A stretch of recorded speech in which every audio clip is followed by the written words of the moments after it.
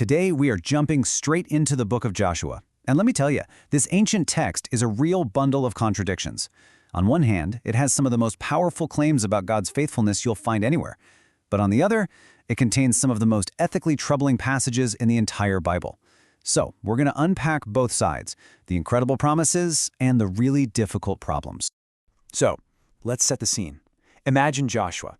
He's taken over from Moses, he's led the people through all sorts of battles, and now he's an old man. He gathers everyone together for this big farewell speech. It's a huge moment, right? He's looking back on this wild journey they've been on, but he's also giving them a really serious warning about what's coming next. And right here, this is the absolute climax of the entire book. It's this stunning, totally unambiguous statement about God. Not one word had failed, all came to pass. Think about that. Every single promise, kept. This is our starting point. It's the triumphant peak from which we're going to look at everything else. Okay, so here's our game plan for today. We'll start with that incredible fulfilled promise. Then we'll see how the future immediately gets, well, complicated. We're going to face what I'm calling the Joshua dilemma, those really tough moral questions. After that, we'll look through 5 different lenses to see how thinkers have tried to make sense of this. And finally, we'll try to find some meaning right in the middle of all that tension. Sound good? Let's dive in. All right, first stop, the promise fulfilled. We're zeroing in on that powerful declaration we just saw, which is really the theological heart of this whole story. What's so amazing here is how the author just hammers this point home. In the original Hebrew, the word for all, which is kol, shows up 6 times in just 3 short verses. You hear about all the land, all their enemies, and how all came to pass. The message is crystal clear. This wasn't about Israel's military might. This was 100% God's doing. But you know, right as we're soaking in this absolute, total victory, the entire mood shifts. The celebration music cuts out, and we get this very sober warning about the future. Which leads us to this massive question. After being told that all of God's promises came true, you have to ask, okay, so is this a done deal? Is this success locked in forever? And the text's answer is a surprisingly sharp and resounding no. And just like that, the spotlight swings from what God has done to what Israel has to do. Joshua lays out these 3 big conditions. Be strong and stick to the law, no exceptions. Don't mix with the other nations or their gods, and you have to actively cling to the Lord. All of a sudden, the ball is in their court, and the responsibility feels very, very human. And the consequences, if they mess up? Whoa, they are severe. Joshua warns them that the exact same God who gave them this amazing land will be the one to turn on them with his anger and destroy them if they break their side of the deal. And that, well, that creates this deep, unsettling tension that just hangs over the rest of the book. And this brings us right to the heart of the matter, the part of the book that is, frankly, the most difficult and challenges readers to this day, the Joshua dilemma.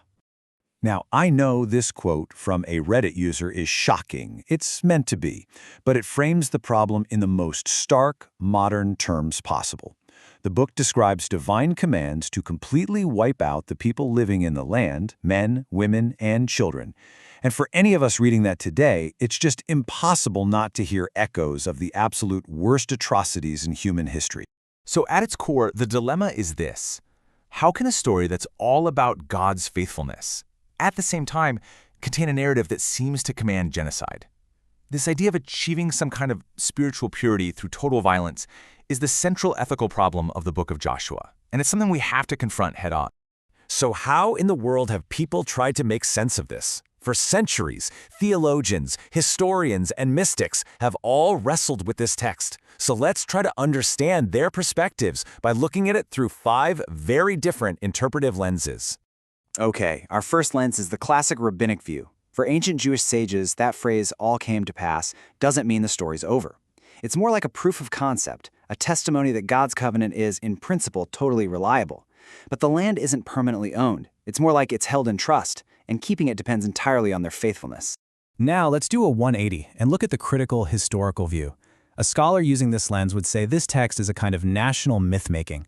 It's not just reporting history, it's actively shaping an identity.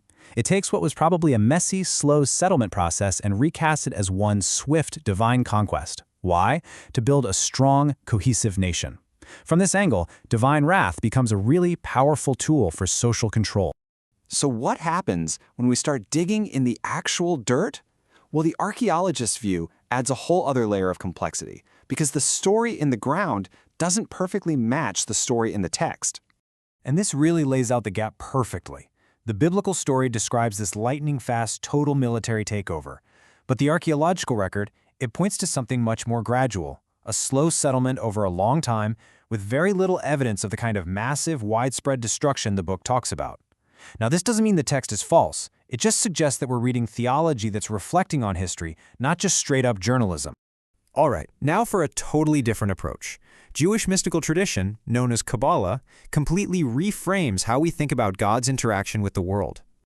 A huge idea in this view is called tzimtzim, which means divine contraction. Think of it like this. If God is an infinite, all-consuming light that fills everything, then to create a finite world, to create us, he first had to kind of pull back or contract his own presence just to make space for existence. From this mystical perspective, every single interaction God has with us, including giving the commands in the Torah, is already an act of God limiting himself to meet us where we are. Our final lens is a theological one, and it really tries to hold all the pieces we've seen, the incredible grace and the stark warnings, in a careful balance. It sees the text as one part of a much bigger unfolding story. So, from this point of view, God's promises are always rock solid, but they never override our free will. Grace is the free gift you get at the start, but learning how to live in that grace, that's a lifelong process. And for our freedom to actually mean something, our choices have to have real consequences, good and bad. God's faithfulness is like the sun, always there, but our own choices can create clouds that block its warmth. So, we've looked at this text through all these different lenses: historical, archaeological, mystical, theological. Where does that leave us?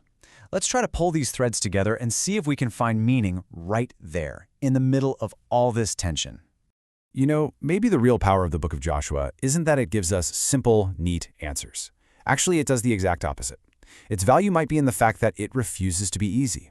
It forces every single generation of readers to wrestle with the biggest questions there are. What does it really mean for God to be faithful? How do we balance grace and responsibility?